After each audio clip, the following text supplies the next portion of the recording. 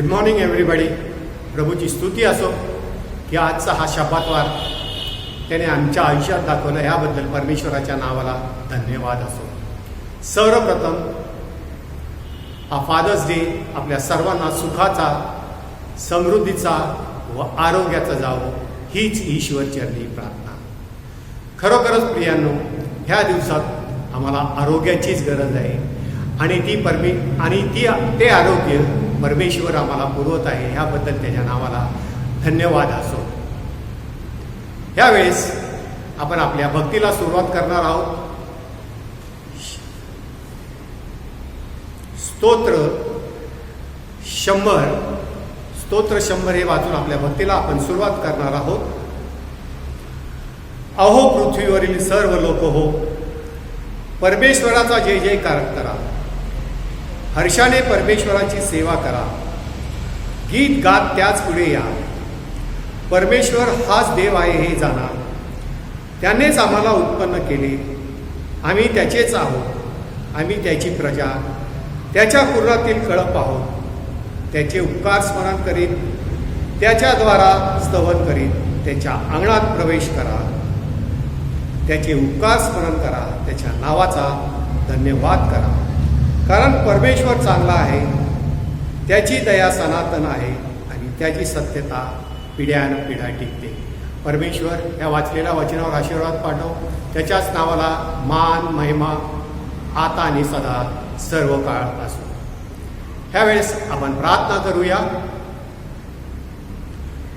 स्तुतीस पात्र आणि सन्मानीस योग्य असा जिवंत सामर्थ्यशाली प्रभू परमेश्वरा, देवबाप्पा, फिरून एक वार या सुंदरच्या समयी प्रार्थनेची संधी दिलीस, याबद्दल तुझे उपकार मानतो.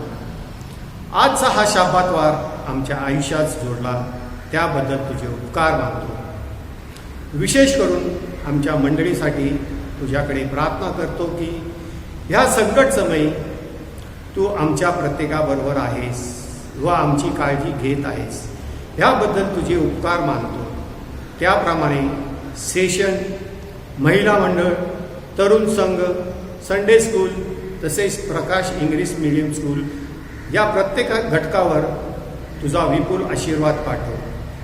तशीच ही उपासना सर्वांना पाहता यावी, ह्याकरिता सर्व सेशनचे वडील वर्ग व राजू वळके यांनी बरेच कष्ट घेऊन ही उपासना आपल्यापर्यंत पोहोचवली, ह्याबद्दल मी परमेश्वराच्या नावाला धन्यवाद मानतो. आज विशेष करून या कोरोना व्हायरसमुळे संपूर्ण जगामध्ये जो हाहाकार पसरलेला आहे, त्यामुळे अनेकांना आपले प्राण गमवावे लागले.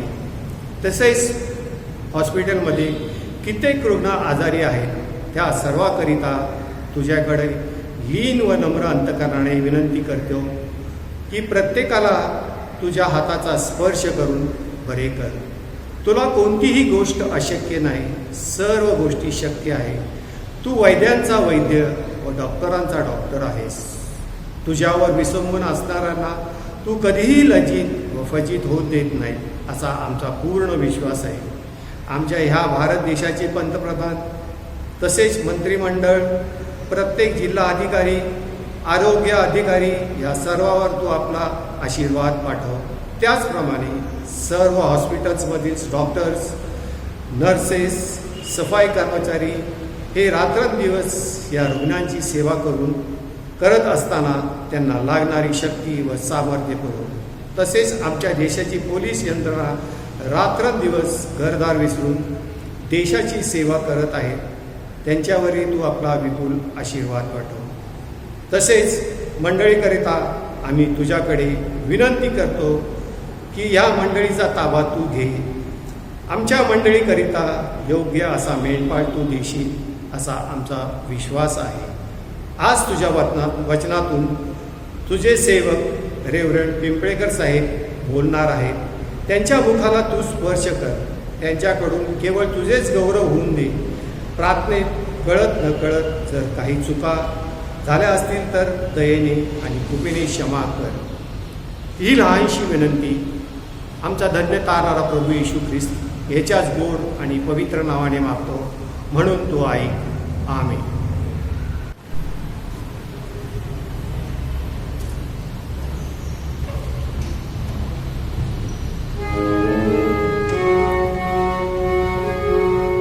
ह्यावेळेस आपण उपासना संगीतातून गीत क्रमांक 533 हे गाऊया. गीत क्रमांक 533 तू बोलाविले सेवा कराया.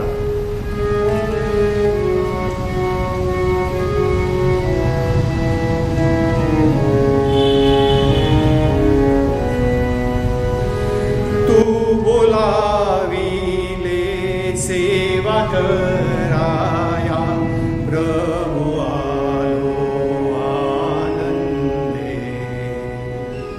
तरी विश्वासे तुझ जवळी मज नित्य राहू दे. मज जोडी प्रभु तुझशी तव कृपा दाओनी. मज घे तव कुशीशी प्रभु घे ओढोनी. तव सेवेला क्षम व्हावेसे करी ख्रिस्ता कृपेने. तव इच्छेला वश सर्वदा स्थिर व्हावे आशेने. मज जोडी प्रभु तुझशी तव कृपा दाओनी. मज घे प्रभु तुझशी प्रभु घे ओढोनी. क्षणभरी तुझ जवळी किती शांती मनाशी. किती मागणी प्रीती भाषणे जशी मित्र मित्राशी. मज जोडी प्रभु तुझशी तव कृपा दाओनी. मज घे तव कुशीशी प्रभु घे ओढोनी. तरी संपत्ती तव प्रीतीची इहलोकी कळेना. भरती तैशी सदानंदाची न मिळे स्वर्गाविना. मज जोडी प्रभु तुझशी तव कृपा दाओनी. मज घे प्रभु तुझशी प्रभु घे ओढोनी.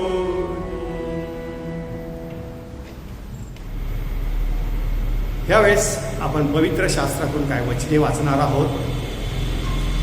उत्पत्ती याचा 12वा अध्याय 1 ते 8 ही वचने. उत्पत्ती याचा 12वा अध्याय 1 ते 8 ही वचने. अब्रामास देवाचे पाचारण. परमेश्वराने अब्रामास सांगितले, तू आपला देश, आपले नातेवाईक व आपल्या बापाचे घर सोडून मी दाखवीन त्या देशात जा. मी तुझपासून मोठे राष्ट्र निर्माण करीन. मी तुला आशीर्वाद देईन, तुझे नाव मोठे करेन तू आशीर्वादित होशील. तुझे जे अभिशिष्ट चिंतितील त्यांचे मी अभिष्ट करीन. तुझे जे अनिष्ट चिंतितील त्यांचे मी अनिष्ट करेन.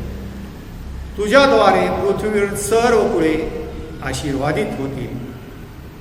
परमेश्वराच्या आज्ञाप्रमाणे अब्राहम निघून गेला व त्याचबरोबर लोट गेला.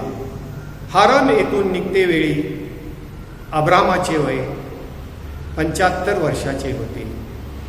आपली बायको साराय, आपला पुतण्या लोट यांनी मिळविलेले सर्व मालमत्ता आणि हारान येथे मिळविलेले माणसे ही घेऊन अब्राम कनान देशात जावयास निघाला व कनान देशात ते जाऊन पोचले. अब्राम त्या देशातून शखैमेच्या ठिकाणी मोरे येथील एलोन झाडापाशी गेला. त्या काळी त्या देशात कनानी लोक राहत होते. परमेश्वर अब्रामास दर्शन देऊन म्हणाला, हा देश मी तुझ्या संतानाला देणार. परमेश्वराने त्याला दर्शन दिले म्हणून त्याने तेथे परमेश्वराची एक वेदी बांधली. मग तो तेथून निघाला आणि बेथेलच्या पूर्वेकडे डोंगर होता, तेथे जाऊन त्याने डेरा दिला. त्याच्या पश्चिमेस बेथेल होते व पूर्वेस आय होते. तेथे त्याने परमेश्वराची वेदी बांधली आणि परमेश्वराच्या नावाने प्रार्थना केली. परमेश्वर या वाचलेल्या वचनावर आशीर्वाद पाठव. त्याच्याच नावाला मान, महिमा, गौरव आता आणि सदा सर्व काळ असो. आमेन. यावेळेस आपण आळीपाळीने स्तोत्र वाचन करणार आहोत. स्तोत्र 103. स्तोत्र 103. हे माझ्या जीवा परमेश्वराचा धन्यवाद कर. हे माझ्या सर्व अंतर्यामा त्याच्या पवित्र नावाचा धन्यवाद कर. हे माझ्या जीवा परमेश्वराचा धन्यवाद कर. त्याचे सर्व उपकार विसरू नको. तो तुझ्या सर्व दुष्कर्माची क्षमा करीतो. तो तुझे सर्व रोग बरे करतो. तो तुझा जीव विनाश गर्देतून उधारितो. तो तुला दया व करुणा यांचा मुकुट घालतो. तो तुझे आयुष्य उत्तम पदार्थाने तृप्त करीतो. म्हणून तुझे तारुण्य गरुडासारखे नवे होते. जाचलेल्या सर्वाकरिता परमेश्वर नीतीची व न्यायाची कृत्ये करीतो. त्याने आपले मार्ग मोशेला आणि आपली कृत्ये इस्रायलाच्या वंशजांनास विदित केली. परमेश्वर दयाळू व कृपाळू आहे. तो मंदक्रोध व दयामय आहे. तो सर्वदाच दोष देत राहणार नाही. तो आपला क्रोध सर्व काळ राहू देणार नाही. आमच्या पातकांच्या मानाने त्याने आम्हाला शासन केले नाही. त्याने आमच्या दुष्कर्मांच्या मानाने आम्हाला प्रतिफळ दिले नाही. कारण जसे पृथ्वीच्या वर आकाश उंच आहे तशी त्याची दया त्याचे भय धरण्यावर विपुल आहे. पश्चिमेपासून पूर्व जितकी दूर आहे तितके त्याने आमचे अपराध आमच्यापासून दूर केले आहे. जसा बाप आपल्या मुलावर ममता करीतो तसा परमेश्वर आपले भय धरण्यावर ममता करतो. कारण तो आमची प्रकृती जाणतो. आम्ही केवळ माती आहोत हे तो आठवितो. मानव प्राण्याचे आयुष्य गवतासारखे आहे. वनातील फुलाप्रमाणे तो फुलतो. वारा त्यावरून गेला म्हणजे ते नाहीसे होते आणि त्याचा त्या ठिकाणाशी पुन्हा संबंध येत नाही. परंतु परमेश्वराची दया त्याचे भय धरणाऱ्यावर युगानुयुग असते आणि त्याच्या न्यायीपणाचा अनुभव त्याच्या पौत्रांना घडतो. म्हणजे त्याचा करार जो पाळतात आणि त्याच्या विधीचे स्मरण ठेवून त्याप्रमाणे चालतात त्यांना तो घडतो. परमेश्वराने आपले राजासन स्वर्गात स्थापिले आहे. त्याचे राज्य सर्वांवर आहे. अहो परमेश्वराच्या दूतांनो, जे तुम्ही बलसंपन्न आहात आणि त्याचा शब्द ऐकून त्याप्रमाणे चालता, ते तुम्ही त्याचा धन्यवाद करा. अहो परमेश्वराच्या सर्व सैन्यांनो, जी तुम्ही त्याची सेवा करून त्याचा मनोदय सिद्धीस नेता, ती तुम्ही त्याचा धन्यवाद करा. परमेश्वराच्या साम्राज्यातील सर्व ठिकाणचे त्याच्या अखिल सुष्ट पदार्थ हो त्याचा धन्यवाद करा.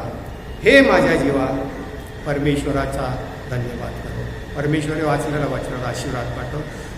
ह्यावेळेस आपण प्रेषितांचा मतांगीकार सर्वजण मिळून म्हणूया.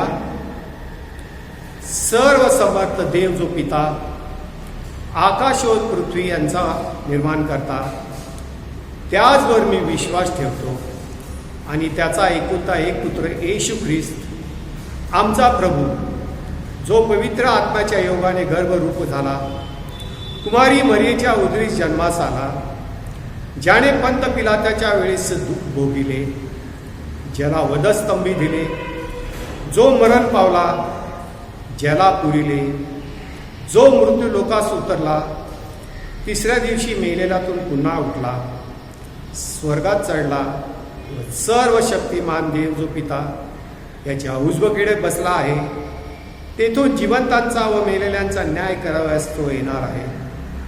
त्याचवर मी विश्वास ठेवतो. पवित्र आत्मा, पवित्र सार्वत्रिक मंडळी, पवित्र जनांची सहभागिता, पापांची क्षमा, देहाचे पुनरुत्थान व सार्वकालिक जीवन, याचवर मी विश्वास ठेवतो. आमेन. यावेळेस आपल्यामध्ये रेव्हरंड पिंपळेकर उपस्थित आहे. मी त्यांचे आभार मानतो की त्यांनी आमचं आमंत्रण हे स्वीकारलं. ह्याबद्दल परमेश्वराच्या नावाला धन्यवाद देतो.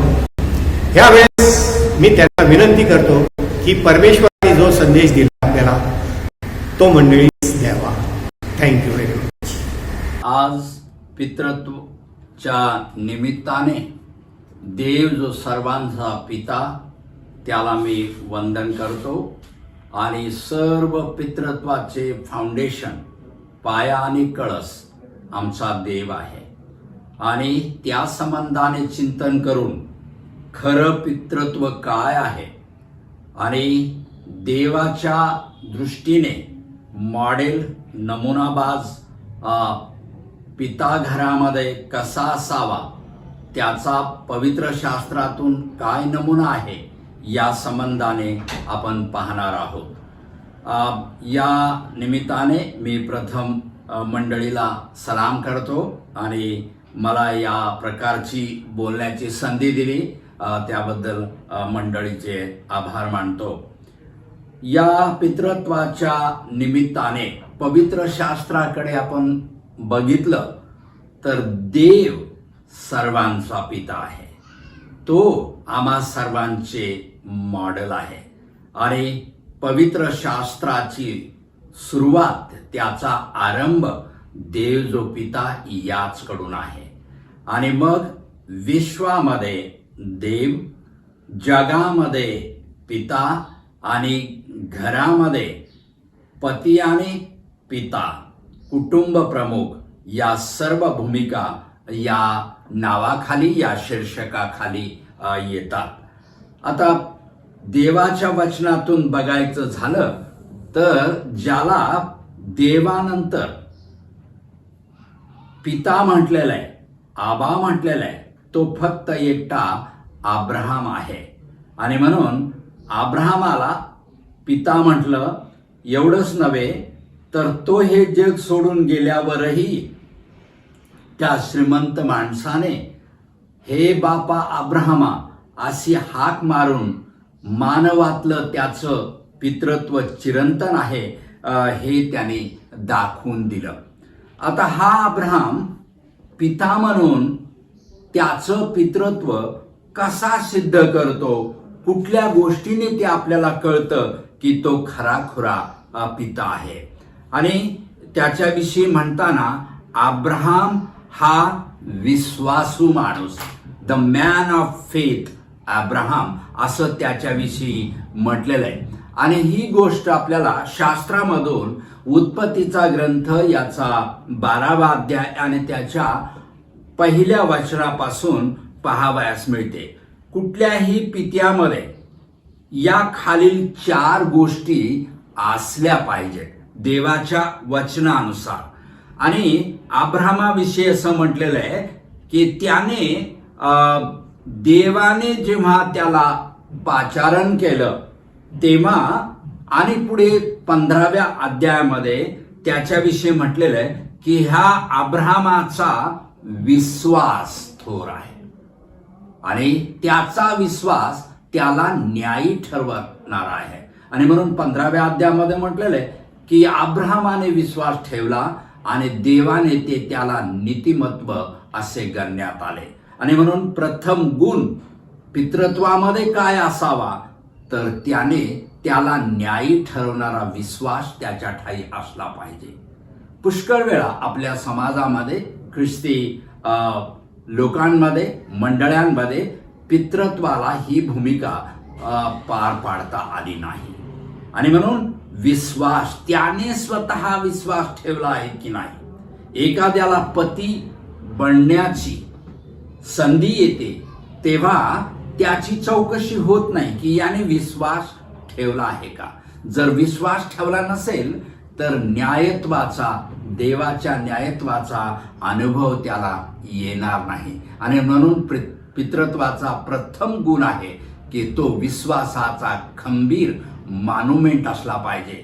आणि म्हणून पत्नीला त्याच्या लेकरा बाळांना म्हणता आलं पाहिजे की आमच्या वडिलांचा, आमच्या बाबांचा विश्वास अतिशय खंबीर असा विश्वास आहे. कोणासारखा म्हटलं तर नमुना म्हणून अब्राहमाचा विश्वास आपल्याला दाखवता येईल. आणि म्हणून त्यानंतर जो त्याच्यामध्ये गुणलक्षण आहे ते म्हणजे त्याचा विश्वास बहुरूपी विविध गुणांनी संपन्न असला पाहिजे. म्हटलेलं आहे की अब्राहमाला जेव्हा देवाने म्हटलं की मी दाखवीन किंवा सांगेन त्या देशात जा, तेव्हा माहीत नसलेला, कुठं जायचंय काहीच नसताना तो जायला तयार झाला. इंग्लिशमध्ये म्हटलेलं आहे फेथ दॅट वॉज एंटरप्राइजिंग. आणि म्हणून पुष्कळ वेळा अशा प्रकारचं एंटरप्राइजिंग, अशा प्रकारचं कर्तृत्व, अशा प्रकारचा होतकरूपणा दाखवायला पुरुष कमी पडता कामा नये. मग त्याचं शिक्षण किती असू दे, मग त्याचं काम कुठल्याही लेवलचा असू दे, पण त्याचा विश्वास मात्र एंटरप्राइजिंग असला पाहिजे. अब्राहम त्याने दाखवलेल्या, देवाने दाखवलेल्या विश्वासाप्रमाणे निघून गेला असं म्हटलेलं आहे ना. आम्हाला माहित आहे, अब्राहमाची गोष्ट माहित आहे की देव त्याला प्रथमतः ऊर गावामध्ये भेटला आणि तिथं त्याने त्याला पाचारण केलं. पण त्यावेळी त्यांच्या कुटुंबाचा प्रमुख अब्राहमाचा पिता तेरह होता. आणि नवलाची गोष्ट आहे की तेरह या शब्दाचा अर्थ आहे अजून थोडं थांब. आणि म्हणून देवाने पाचारण केलं, पण कुटुंबाला घेऊन जाण्याची जबाबदारी आणि कर्तृत्व अब्राहमाच्या तेव्हा हाती नव्हतं. म्हणून त्याचा पिता तेरह त्याला हारानात घेऊन गेला.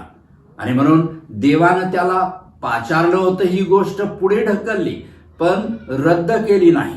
आणि म्हणून अब्राहमाला पुन्हा देवाने हाक मारली आणि म्हटलं, अब्राहमा मी दाखवीन त्या देशात जा. आणि काहीच माहीत नसलेल्या, जगाच्या दृष्टीनं पाहिलं तर वेडेपणाचं ठरेल, पण देवाच्या दृष्टीनं पाहिलं तर विश्वासाचं आणि शानपणाचं ठरेल असं पाऊल पित्याने उचललं. आपल्याकडे पुष्कळ वेळा कमी शिकलेला पिता असेल तर तो हे पाऊल उचलण्यात कमी पडतो. पुष्कळ वेळा स्त्रीच त्या पडद्या मागून सगळी सूत्र हलवते आणि त्याच्या पितृत्वाला, कुटुंब प्रमुखत्वाला बाधा येते. असं होता कामा नये. सल्ला कोणीही देऊ शकतं, पत्नीचा सल्ला तर लाखमोलाचा आहे, पण त्याप्रमाणे किंवा इतर सगळे सल्ले गोळा करून देवाच्या इच्छेने पुढे कसं जावं हे त्या पुरुषाला समजलं पाहिजे. आणि तरच तो एंटरप्राइजिंग, तरच तो यशस्वी. आणि म्हणून म्हटलेलं आहे की यशवंत होण्या अगोदर गुणवंत होणं अतिशय महत्वाचं आहे. आणि ही गुणवत्ता किंवा गुणवंतपण देवापासून माणसाला मिळते. अब्राहमाच्या त्या ठाई ते होतं आणि आजही ख्रिस्ती कुटुंब प्रमुख म्हणून त्या पुरुषाच्या, त्या पित्याच्या, त्या पतीच्या ठाई असणं जरुरीचं आहे.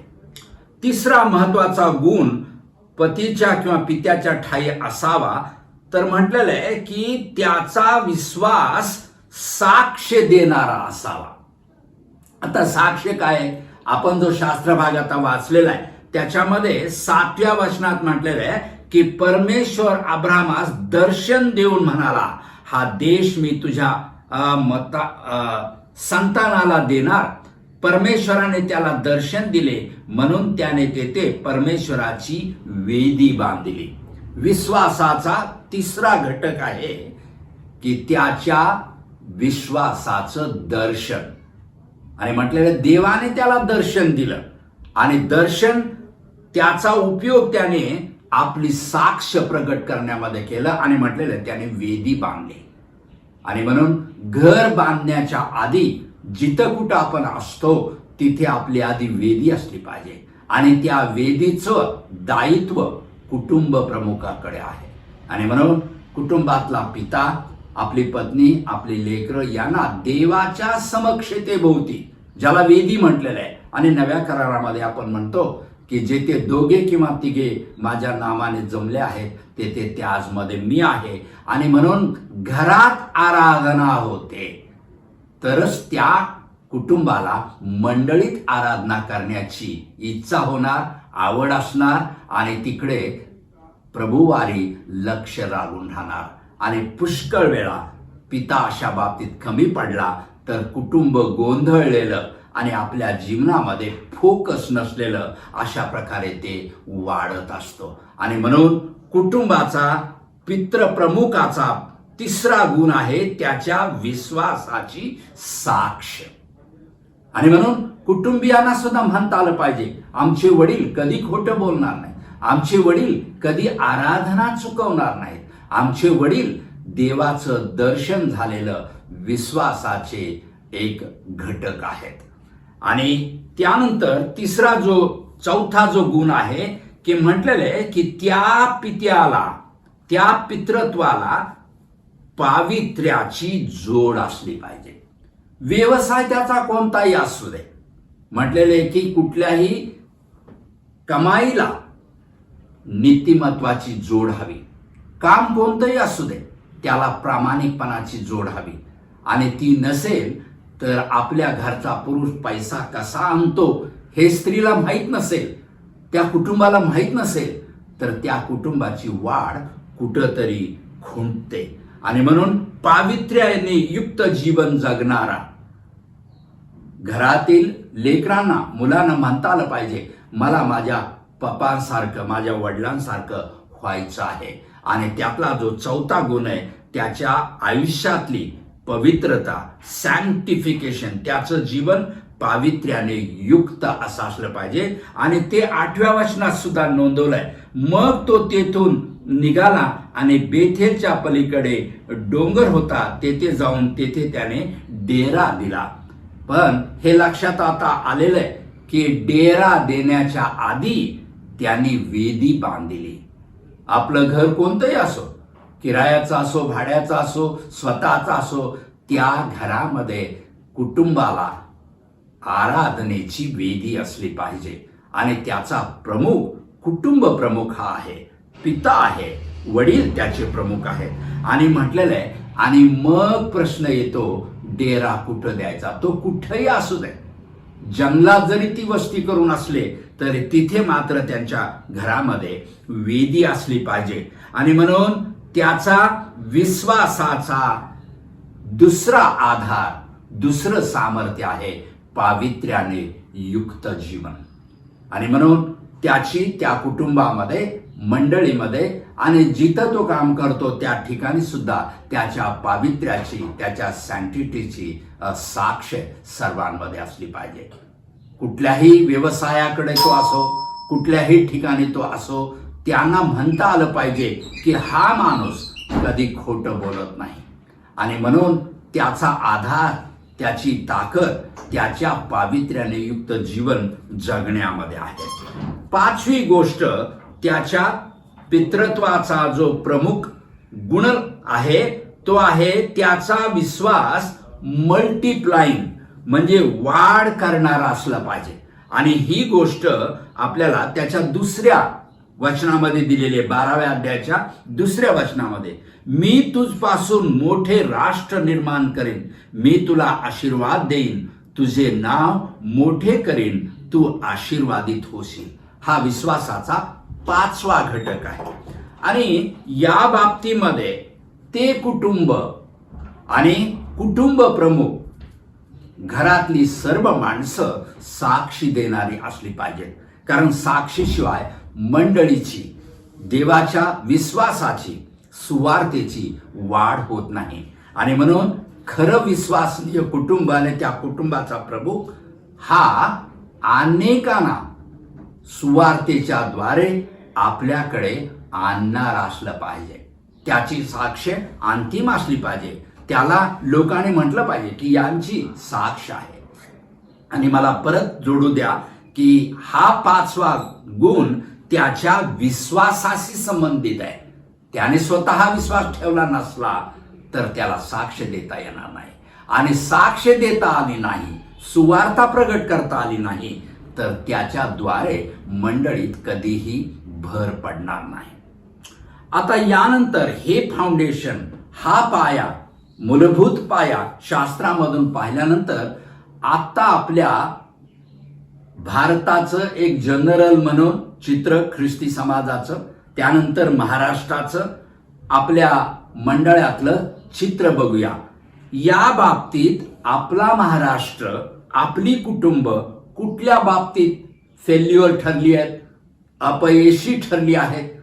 मग मला काय हे सांगण्याची गरज पडणार नाही. आपण सर्व महाराष्ट्रभर फिरतो, आपल्यामध्ये मंडळांमध्ये अनेक कुटुंब आहेत. तर त्याचं फेल्युअर कुठं आहे?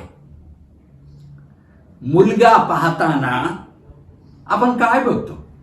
मुलगी पाहताना काय बघतो? आपल्या जाहिराती तपासून बघा, आपल्या चौकशा तपासून बघा.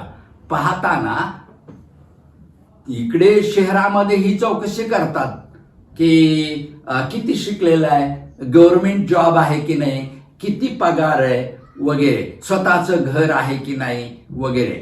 पण अंदर की बात ही आहे की मुलगा शिकलेला फारसा नसला, फारसं कमवत नसला तरी मुलगी शिकलेली पाहिजे. आणि ती शिकलेलीच नाही तर तिला सर्व्हिस पाहिजे, चांगला पगार पाहिजे. एवढंच नाही तर तिची कमाई ही चांगली असली पाहिजे. आणि म्हणून पितृत्वाची धोक्याची घंटा पहिल्यांदा तिथे वाजते. कारण पुरुष स्त्रीच्या पगारावर अवलंबून राहतो. आता स्त्रीनं कमावणं ह्याच्यात काही गैर नाही, तिने नोकरी करणं किंवा जास्त पगार असणं ह्याच्यात सुद्धा काही गैर नाही. धोका आहे त्याला प्रथम स्थान देणं. म्हणून सगळ्या जाहिराती तपासून बघा.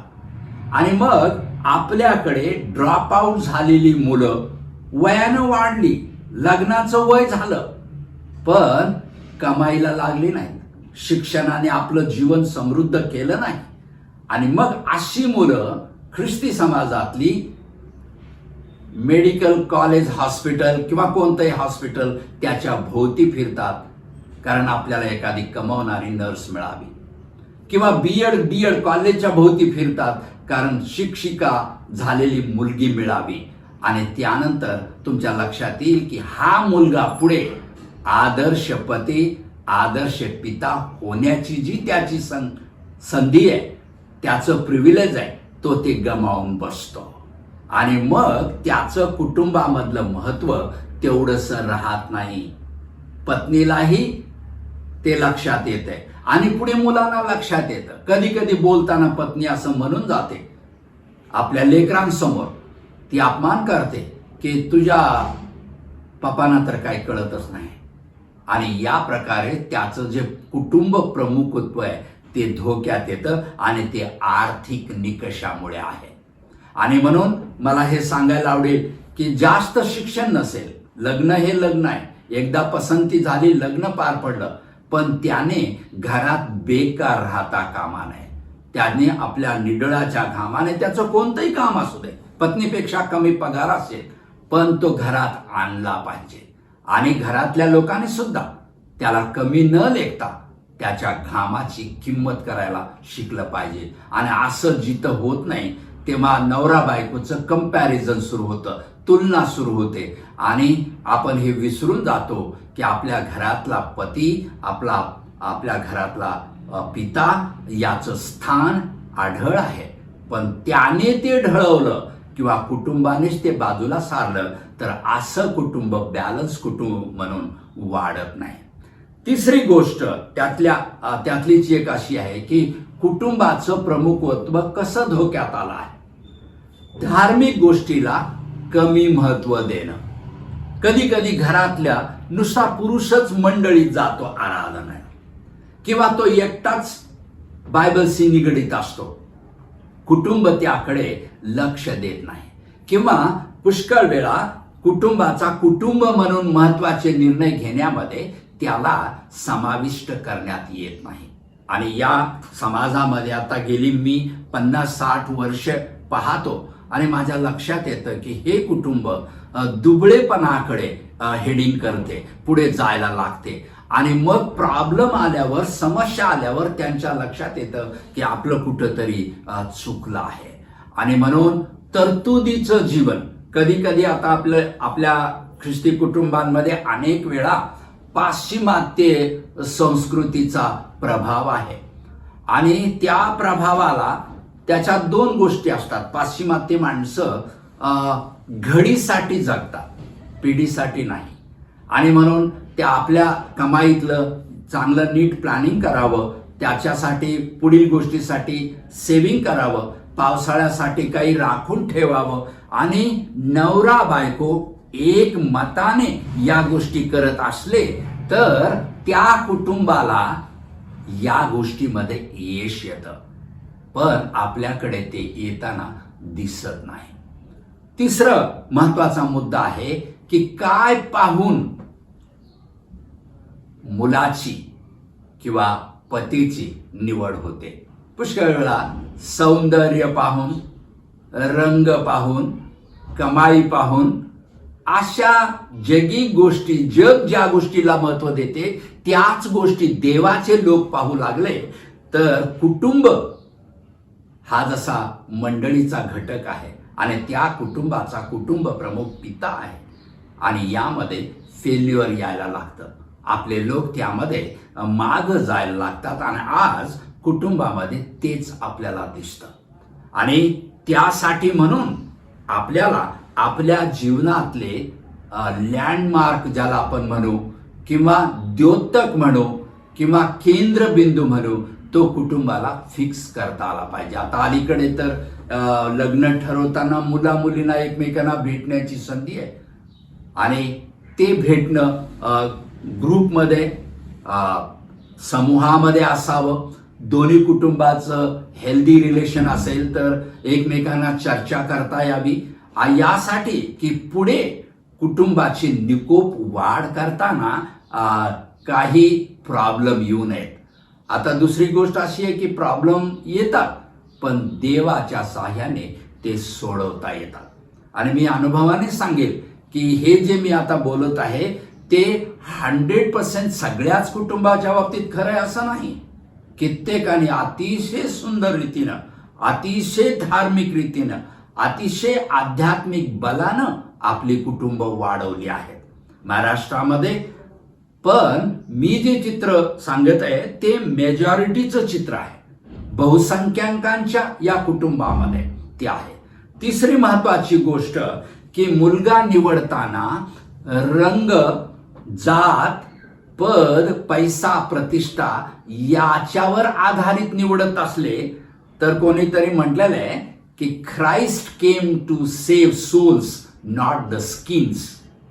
आणि हे ध्यानात घेतलं नाही तर आपल्याला कुठंतरी धोका पत्करावा लागेल आणि तसं पत्करणं आपल्या हिताचं नाही.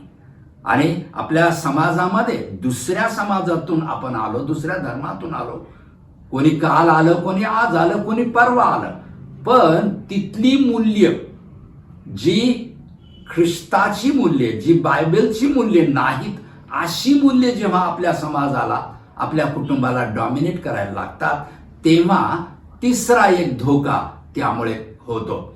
आणि म्हणून आम्ही लहानपणी ते गाणं ऐकायचो की गोरी गोरी पान फुलासारखी छान, दादा आम्हाला एक वहिनी आण.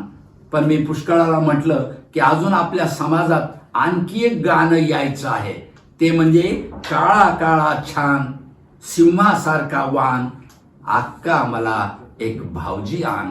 असलं गीत आलेलं नाही.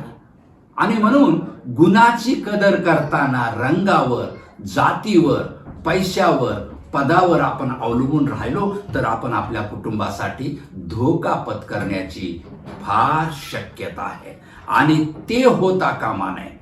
आणि शेवटचा जो गुण आहे तो मी आपल्या समोर आता मांडतो.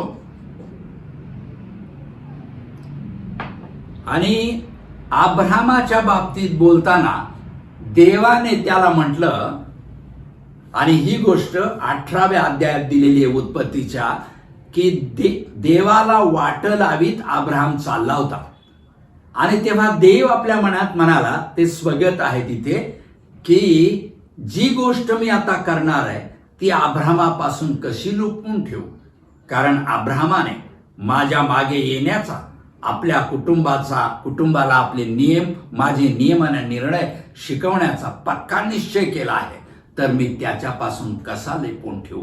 आणि हे अंतिम शेवटचं जरी असलं, लास्ट बट नॉट लिस्ट असं म्हटलेलं आहे, की देव आपलं सिक्रेट, आपलं गुपित देवाच्या माणसांना सांगतो.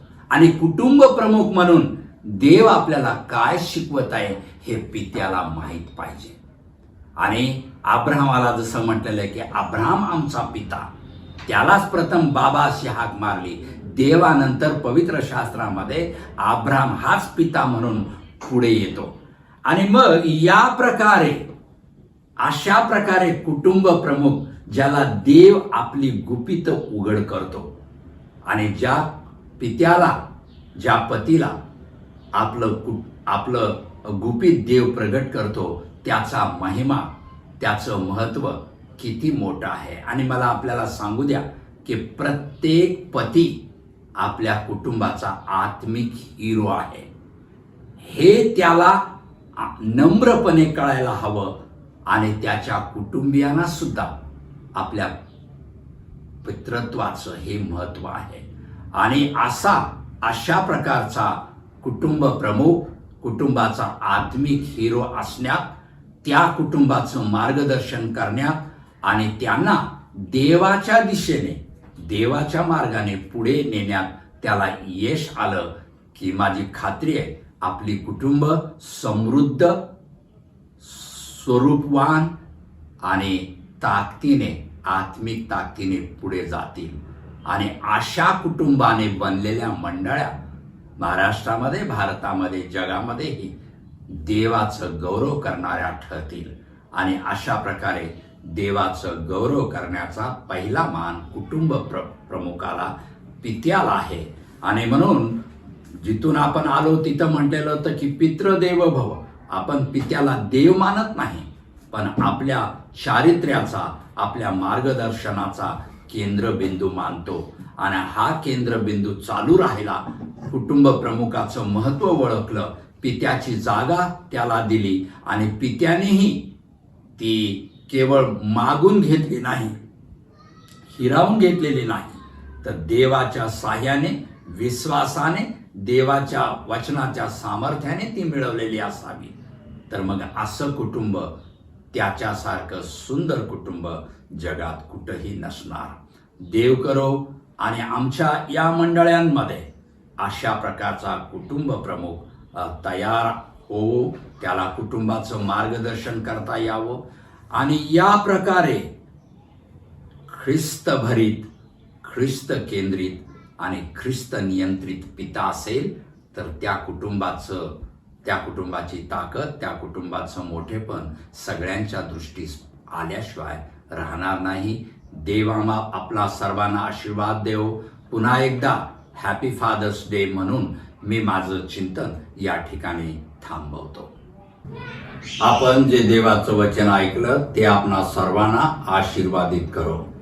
आता आपण शेवटची प्रार्थना करूया. हे आमच्या थोर गौरवी प्रभू, जे संदेश, जे वचन आम्हा सर्वांनी ऐकलं त्याबद्दल आम्ही तुझा धन्यवाद करतो. आणि हे प्रभू, जगातल्या संबंध तुझं भय धरणाऱ्या सर्व पित्यांचं आशीर्वादाने युक्त जीवन, तुझं गौरव करणारं जीवन होऊ दे. आणि प्रत्येक घरात पित्याचा सन्मान व्हावा, देवाचं गौरव व्हावं, असं दयेने कृपेनं होऊ दे. आता आपण शेवटची प्रार्थना करूया. आणि हे आमच्या स्वर्गातील बापा, तुझे नाम पवित्र मानले जाओ, तुझे राज्य येवो, जसे स्वर्गात तसे पृथ्वीवर आहे. तुझ्या इच्छेप्रमाणे हो. आमची रोजची भाकर आज आम्हास दे. आमचे जसे आम्ही आपल्या ऋण सोडितो तसे आमची ऋणे आम्हास सोड. आणि आम्हास परीक्षेत आणू नकोस, तर आम्हास वाईटापासून सोडव. कारण की राज्य, सामर्थ्य आणि गौरव ही सर्व काळ तुझीच आहेत. आमेन.